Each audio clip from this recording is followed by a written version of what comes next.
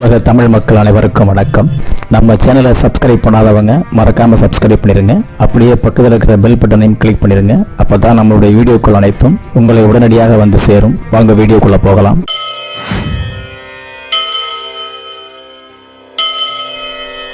குவலயம் போற்றும் குரல் தந்த கோமானின் தொட்டனை தோறும் மணற்கேணி மாந்தர்க்கு கற்றனை தோறும் அறிவு என்ற நல்வாக்கினையே முதல் வாக்காக கொண்டு அன்புடன் துவக்கம் செய்கிறோம்.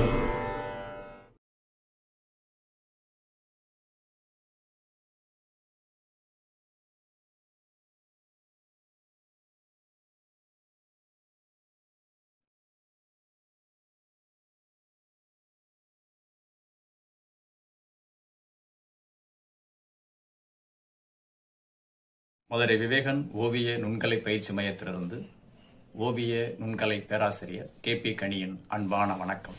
இப்போ பார்க்கறது 8வது பயிற்சி. இந்த 8வது பயிற்சி அப்படின்றதுல மிக முக்கியமாக ஓவிய நுண்கலை பயிற்சிக்கு ரொம்ப அத்தியாவசியமான ஒரு 3 வடிவங்கள். நிறைய வடிவங்கள் நம்ம பார்க்க போறோம். ஆனா அதுல மிக முக்கியமாக 3 வடிவங்களை, வட்டம், சதுரம், முக்கோணம் அப்படின்ற அந்த 3 வடிவங்களை பார்க்கிறோம்.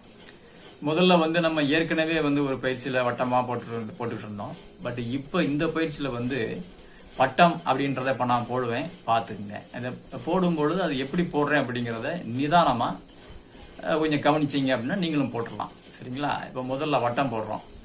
மிக முக்கியமானது என்ன அப்படின்னா, வட்டமோ சதுரமோ முக்கோணமோ எந்த விதமான வடிவங்கள் போட்டாலும் ஸ்ட்ரோக்ல போடணும் அப்படிங்கிற நம்ம முதல் இதுல லெசன்லேயே சொல்லியிருக்கிறோம், அந்த கைப்பக்கு பயிற்சியினுடைய பாடத்துல. அப்ப நம்ம போடும் பொழுது இந்த ஸ்ட்ரோக்ல இருக்கணும் அப்படிங்கிற அந்த மைண்ட் செட்லயே நீங்க என்ன செஞ்சுக்கணும், ஒர்க் பண்ணணும்.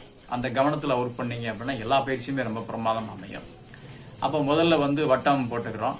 இப்ப சதுரம் போடும் பொழுது பாத்தீங்க அப்படின்னு சொன்னால் 2 படுக்கை கோடு நிலை, அதுக்கப்புறம் 2 செங்குத்து கோடு ஸ்ட்ரோக்கு.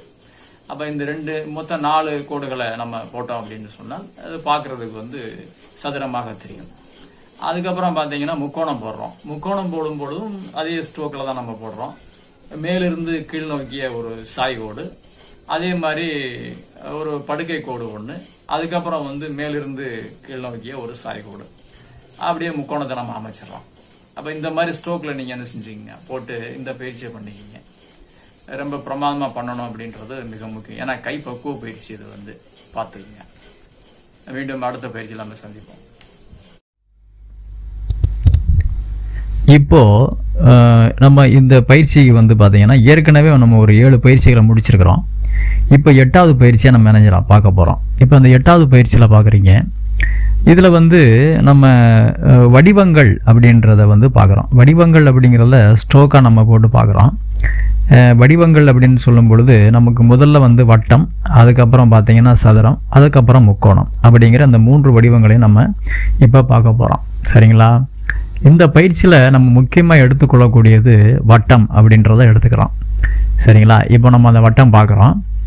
இப்போது இந்த வட்டம் போடும் பொழுது நம்ம அதாவது இடதுலேருந்து நம்ம வலது புறத்துக்காக நம்ம என்ன செய்கிறோம், கொண்டு போகிறோம். அதை கரெக்டாக கவனிங்க.